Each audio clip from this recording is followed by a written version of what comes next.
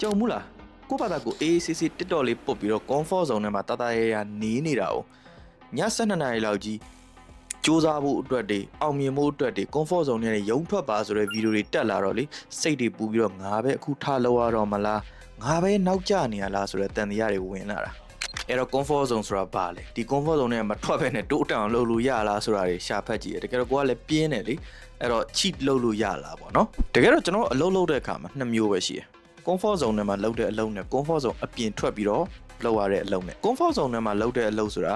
တွေ့နေကြလူတွေနဲ့ပဲတွေ့တယ်သွားနေကြဆိုင်တွေပဲသွားတယ်လုပ်နေကြအလုပ်ကိုပဲလုပ်တယ်လုပ်နေကြပုံစံနဲ့ပဲလုပ်တယ်အေး comfort zone အပြင်ကနေထွက်ပြီးဆိုရင်တော့အကုန်လုံးကိုပြောင်းပြီးတော့အစ်စ်တွေ try ကြည့်တာမျိုးပေါ့ဗျာအဲ့တော့ comfort zone ထဲမှာနေရတာကပိုတက်တာတယ်လို့ရှိတယ်ဒါပေမဲ့ကျွန်တော်လုံးဝသတိမထားမိတဲ့ပြဿနာအကြီးတစ်ခုကျွန်တော်ရှာတွေ့တာပေါ့နော်ဘာလို့ဆို comfort zone ဆိုတာကျွန်တော်တို့လေတိုးတက်စေခြင်းတဲ့နေရာမဟုတ်ဘူးသူကကျွန်တော်တို့ safe ပဲဖြစ်စေချင်တာ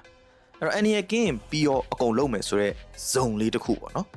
အဲ့တော့အဲ့ပြဿနာဘာလဲအဲ့ပြဿနာကြောင့်ကျွန်တော်တို့ရဲ့တိုးတက်မှုတွေဘယ်လိုပိတ်ပင်နိုင်လဲအဲ့ဒါကိုနောက်ဗီဒီယိုမှာဆက်ပြောသွားမယ်ကျွန်တော် TikTok account ထဲမှာတင်ထားပါတယ်ဝင်ကြည့်ပေးပါ